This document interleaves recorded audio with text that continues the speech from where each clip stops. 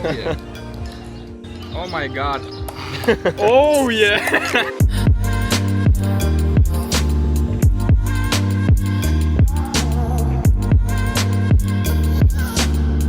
Alexis, What's up, mate? introduce yourself. I am a digital nomad living in Lisbon. I'm kind of refugee. I'm trying to make the best with my life. Okay. Okay, I have a gift for you from China. Oh yeah. This is tea. Oh my god. Chinese Oh, tea. man. I come back from That's Asia. amazing. So. Oh yeah. All right. That's very. Alexius, how's life in Lisbon? That's amazing. Yeah. You traveled a lot, like Austria, But Norway, and decided to stay here. because Yeah? it's sun, you know. It's sun. It's actually cheap life, I would say, except the apartment. Cheap life compared to other countries. Yeah. Even compared to Poland, it's cheaper to live there, like for basic needs like grocery and restaurants. Yeah. But some people say it's expensive.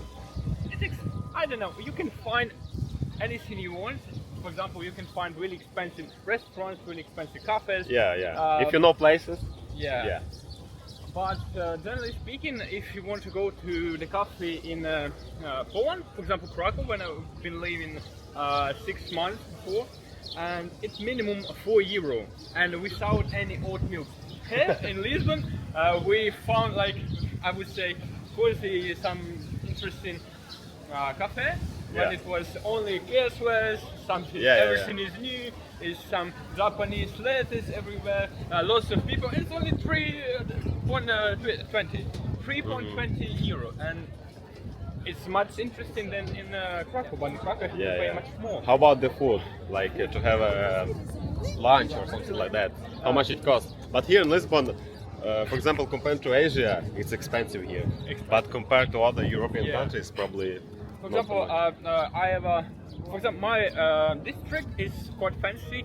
It's closer to the river, and it's lots of fancy cafes. But you can find even there cool places to eat Yeah. cheap. For example, Chinese.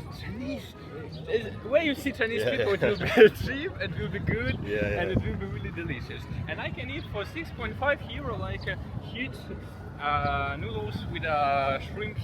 And it's amazing. I can eat a soup for the same price, and it's 6.50. Yeah. I can eat for example, in Vienna, in Krakow. In Oh, Vienna, Warsaw. it's crazy. In Vienna, you have to be super rich. Like coffee minimum €5. 5. Exactly. Yeah, yeah. In Copenhagen. In it's- France, Paris, €7, 7 and euros. croissant €6. Oh yeah. Even Yeah. metro station, they're like €3.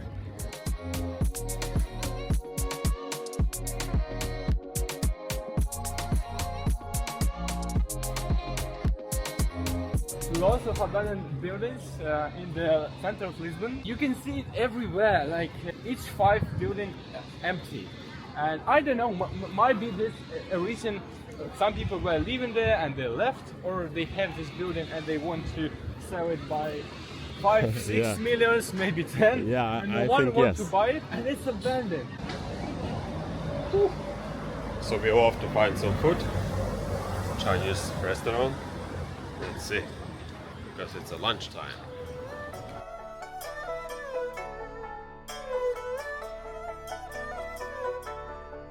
The Chinese beer. Cheers. Got my chicken. Looks delicious. And rice. Okay. Was ist das? Lumpins. Okay, bon appetit.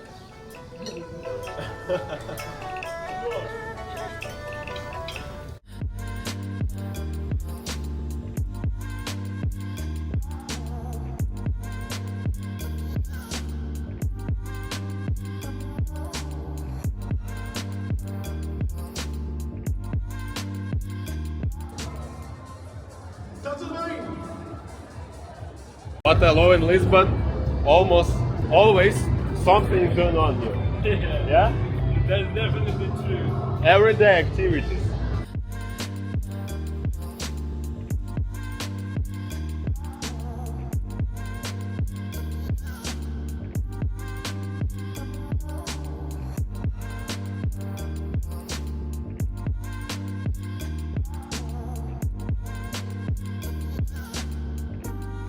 this place Vasco da Gama discovered Indian Ocean. Would you believe that? It sounds mysterious and interesting. Just imagine that.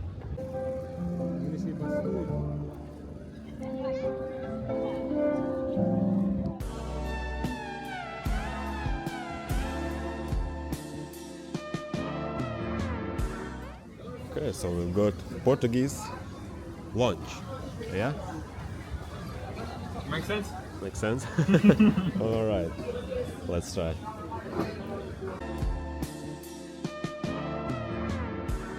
Hello?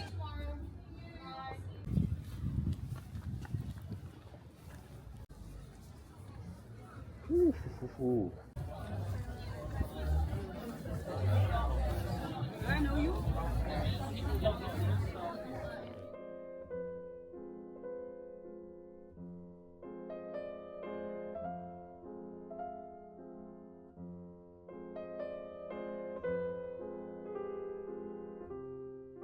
This is traditional Chinese painting from the technical and material point of view.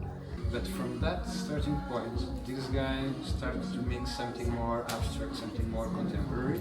So he's trying to express himself, because when he was young, he was living in Beijing and selling picturesque views to the tourists. Very figurative images. And he got fed up with that, and he gave up painting, he went to business, then he retired, he moved to Portugal 10 years ago, and he returned to painting, but he wanted to do something different, so he's trying to, like in his own life, trying to create a balance from his previous identity and the new identity, so he's trying to mix the tradition that he learned with something more contemporary. A question. Next question. Is it then, when you look at the art, is it then like admiring what you see or the story of the person behind it? I think it's a combination of both. Sometimes the story really makes you see the art. Like sometimes you might see an art, but when they tell you the story, the interpretation changes. Like, do you get? It's like you might see me now and I give you information about myself and you see me differently. Yeah, I get it in theory, but I'm looking around and I'm like, that's a cool bunch of lines, right? Yeah, come here. I'm sorry, respectfully, guys. Like if I eventually like invest in art, when I have my art like maybe 50 pieces, I'm just for a start, yes. It's too much. Chinese culture. Impressive. How? What's the video?